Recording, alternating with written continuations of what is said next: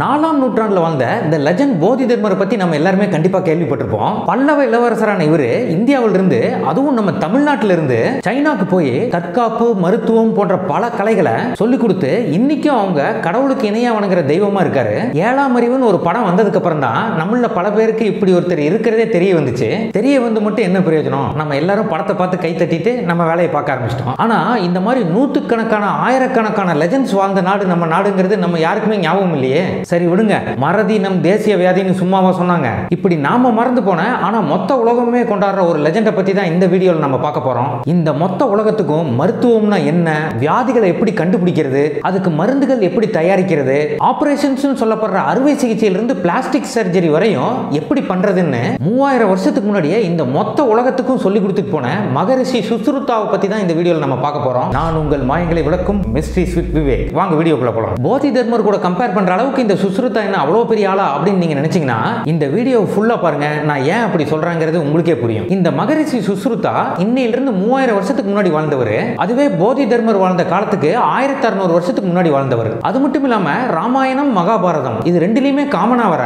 விஸ்வாமித்திர முனிவரோட மகன் தான் இந்த சுஷ்ருதா அப்படின்னு சொல்றாங்க. இன்னைக்கும் நம்மளுக்கு உடம்பு சரியில்லைன்னா இங்கிலீஷ் மெடிசன் நம்ம எல்லாரும் சொல்ற MBBS படிச்ச டாக்டர்கிட்ட தான் நம்ம எல்லாரும் போய் ட்ரீட்மெண்ட் எடுத்துக்கிறோம். ஆனா நம்ம மறந்த நம்மளுக்கு தெரியாத விஷயம் என்னன்னா இந்த MBBS நம்ம இந்தியன் மெடிசன் தான். இது என்னடா புது கதையா இருக்கு அப்படின்னு கேக்குறீங்களா? ஏன்னா இந்த MBBS சொல்லப்படுற doctor of medicine and doctor of சர்ஜரியோட ஃபாதரே இந்த மகரிஷி சுஷ்ருதா தான். நான் சொல்றதுல உங்களுக்கு டவுட் இருந்துச்சுன்னா நீங்களே ஃபாதர் ஆஃப் MBBS கூகுள்ல சர்ச் பண்ணி பாருங்க, உங்களுக்கே புரியும். MBBS அதாவது மருத்துவம் மற்றும் அறுவை சிகிச்சையின் தந்தை இந்த சுஷ்ருதா தான். ஆனா மருத்துவத்தின் தந்தை ஹிப்போக்ரட்டஸ்ங்கிற கிரேக்க நாட்டுக்காரர். சரி, அந்த கதைக்கு அப்புறம் வரேன்.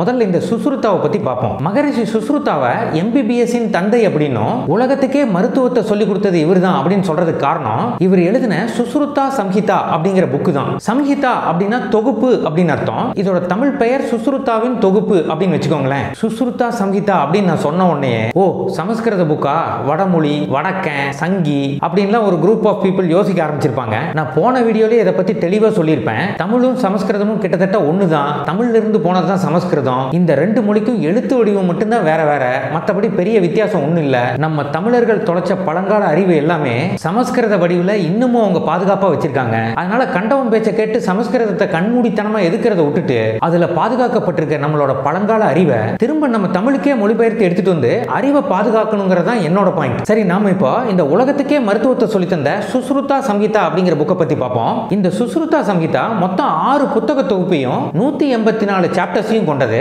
இன்னைக்கு இருக்க மெடிக்கல் காலேஜ்ல அனாட்டமி, பிசியாலஜின்னு என்னென்னலாம் படிக்கிறாங்களோ அது எல்லாமே அப்படியே இந்த 3000 வருஷம் பழமையான புக்கில் இருக்கு. ஏன் அதை விட அதிகமாகவே இருக்கு. அது மட்டும் இல்லாம 1100க்கும் மேற்பட்ட வியாதிகளை பத்தியும் அதுக்கான சிகிச்சை முறைகளை பத்தியும் 700க்கும் மேற்பட்ட மருத்துவ தாவரங்களை பத்தியும் அதிலிருந்து பல வகையான மருந்துகளை தயாரிக்கும் முறைகளை பத்தியும் அது மட்டும் இல்லாம மிருகங்கள்ல இருந்து மருந்து தயாரிக்கிற 57 முறைகளை பத்தியும் 64 மினரல்ஸ் சொல்லப்படுற கனிமங்கள் தயாரிக்கிறத பத்தியும் 300க்கும் மேற்பட்ட ஆபரேஷன்ஸ் சொல்லப்படுற அறுவை சிகிச்சைகளை எப்படி பண்றதுங்கிற ஃபுல் டீடைல்ஸ் இந்த புக்ல கிளியரா குறிப்பிடப்பட்டிருக்கு. அது மட்டும் இல்லாம 125க்கும் மேற்பட்ட சர்ஜிக்கல் எக்யூப்மெண்ட்ஸ் அதாவது அறுவை சிகிச்சை உபகரணங்களை பத்தியும் அதுல எந்தெந்த எக்யூப்மெண்ட் எப்படி எப்படி உபயோகப்படுத்தணுங்கிறத தெளிவா இந்த புக்ல குறிப்பிடப்பட்டிருக்கு.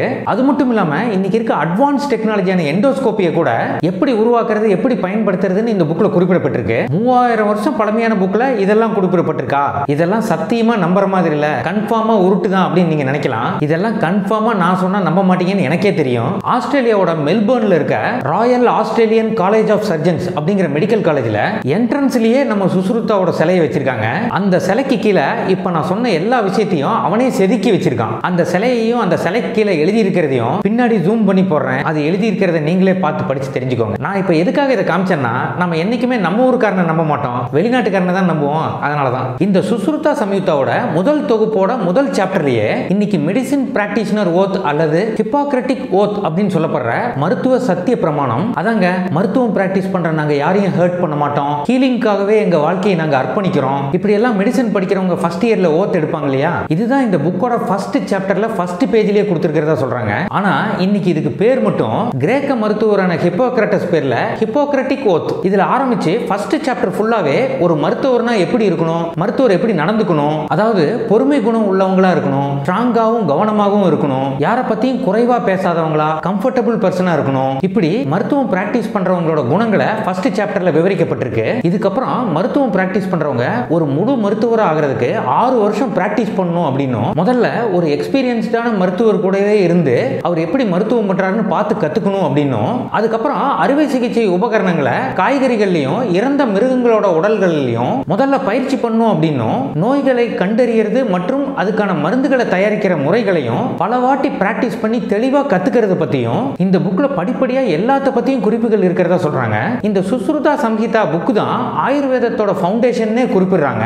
இது எல்லாத்த விட ஆச்சரியம் என்னன்னா, இன்னைக்கு இருக்கிற பிளாஸ்டிக் சர்ஜரி பத்தி 3000 வருஷம் பழமையான இந்த புக்ல குறிப்பிட்டிருக்கிறது தான். இன்னைக்கு ரெனோபிளாஸ்டி அப்படின்னு சொல்லப்படுற ரீகன்ஸ்ட்ரக்ஷன் ஆஃப் நோஸ், அதாவது மூக்கோட அமைப்பை மாத்தி அமைக்கிற சர்ஜரி எப்படி எல்லாம் பண்ணலாங்கிற மொத்த டீடைல்ஸும் இந்த புக்ல குறிப்பிடப்பட்டிருக்கு. அந்த காலத்துல திருட்டு மாதிரியான குற்றங்களை பண்றவங்களுக்கு மூக்கு அறுக்கப்படுறத தண்டனையா கொடுக்கப்பட்டதாகவும், இந்த மாதிரி மூக்கு அறுப்பட்டவங்களுக்கு இந்த சிகிச்சை முறைகள் செய்யப்பட்டதா சொல்றாங்க. சுஸ்ருதாவுக்கு இந்த மருத்துவத்தை பத்தின மொத்த அறிவும் மருத்துவத்தின் கடவுள் மற்றும் தேவர்களின் மருத்துவர் அப்படின்னு சொல்லப்படுற தன்வந்திரி கிட்ட இருந்து தான் கிடைச்சதா சொல்றாங்க. இன்னைக்கு இருக்கிற வாரணாசியில் இருக்கிற காசியில தான் 3000 வருஷத்துக்கு முன்னாடி இந்த சுஸ்ருதாவோட மருத்துவ பாடசாலை இருந்ததாகவும், அதுக்கு பேரே தன்வந்திரி மருத்துவ பாடசாலை அப்படின்னு இருந்ததாகவும் சொல்றாங்க. இன்னைக்கு இருக்கிற மருத்துவர்கள் பிராக்டிஸ் பண்ற மெடிசின் இவர் புக்ல குறிப்பிட்டிருக்க மெத்தட்ஸ்ல பாதி கூட இல்ல அப்படின்னு சொல்றாங்க. ஏன்னா இவரோட இந்த புக்லயே ஆத்மன் பிரம்மன் அப்படின்னு ஆன்மாவை குணப்படுத்துறது மூலமா எப்படி உடலை குணப்படுத்துறது போன்ற பல முறைகளும் குறிப்பிடப்பட்டிருக்கிறதாகவும், ஆனா இதை டிரான்ஸ்லேட் பண்ணி எடுத்துட்டு போன வெள்ளக்காரங்களுக்கு இதை பத்தி எல்லாம் எதுவுமே புரியாததுனால இது ரிலீஜியஸ் கான்செப்ட் அப்படின்னு சொல்லி அவாய்ட் பண்ணிட்டு போயிட்டதா சொல்றாங்க. ஆனா சுஸ்ருதாவோட இந்த புக்ல இந்த மாதிரி பல வகைகள்ல எப்படி எல்லாம் இந்த உடலை குணப்படுத்தலாம்னு பல முறைகள்ல குறிப்பிடப்பட்டிருக்கு. இங்கிருந்து கொஞ்சமா பெருக்கி எடுத்துட்டு போய் இங்கிலீஷ் மெடிசன் விற்கிறான் மொத்த உலகத்துக்கும், இன்க்ளூடிங் இந்தியா. ஆனா நம்ம அவன் சொல்றதான் உண்மைன்னு நம்பி இப்ப வரையும் அவனையே ஃபாலோ பண்ணிட்டு இருக்கிறோம். சரி விடுங்க. இது மட்டும் இல்லாம இந்த புக்ல கிட்னி ஸ்டோன்ஸ் பத்தியும் அதை எப்படி ரிமூவ் பண்றதுங்கிற மெத்தட்ஸ் பத்தியும், லெப்ரசின்னு சொல்லப்படுற தொழுநோயை பத்தியும் அதோட மருத்துவத்தை பத்தியும் உலகத்திலேயே ஃபர்ஸ்ட் இந்த புக்ல தான் குறிப்பிடப்பட்டிருக்கு. இது மட்டும் இல்லாம நம்ம நாட்டுல 3000 வருஷத்துக்கு முன்னாடி சுஸ்ருதா மாதிரியே பல மிகப்பெரிய மருத்துவர்கள் வாழ்ந்திருக்காங்க. அவங்கள பத்தியும் அவங்களோட மருத்துவ முறைகளை பத்தியும் சரக சம்ஹிதா, கஷ்யபு சம்ஹிதா, பெல்லா சம்ஹிதா, இந்த மாதிரி பல பழங்கால மருத்துவ முறைகளும் நூல்களும் நம்ம நாட்டுல இருந்திருக்கு. இதோட மேனுஸ்கிரிப்ட்ஸ் இப்பவும் இருக்கு. ஆனா இத பத்தி எல்லாம் எதுவுமே தெரியாம எதையும் கண்டுக்காம நம்ம கண்ணை மூடிக்கிட்டு இங்கிலீஷ் மெடிசன் அப்படின்னு போயிட்டு இருக்கோம். அந்த இங்கிலீஷ் மெடிசனே நம்மளோட பழங்கால மெடிசனோட ஒரு சின்ன பகுதி தான் அப்படின்னு இதுக்கப்புறமாவது நம்ம மக்கள் புரிஞ்சுக்கிட்டா சரி. அந்த காலத்துல இருந்தவங்க இந்த மருத்துவ ஓலைச்சுவடியில எழுதுனது மட்டும் இல்லாம அதோட பல காப்பீஸை உலகம் ஃபுல்லா பரப்பி இருக்காங்க. எல்லா இடத்துக்கும் இந்த மருத்துவ அறிவு போய் சேரணும் அப்படிங்கிற எண்ணத்துல தான் இதை பண்ணியிருக்காங்க.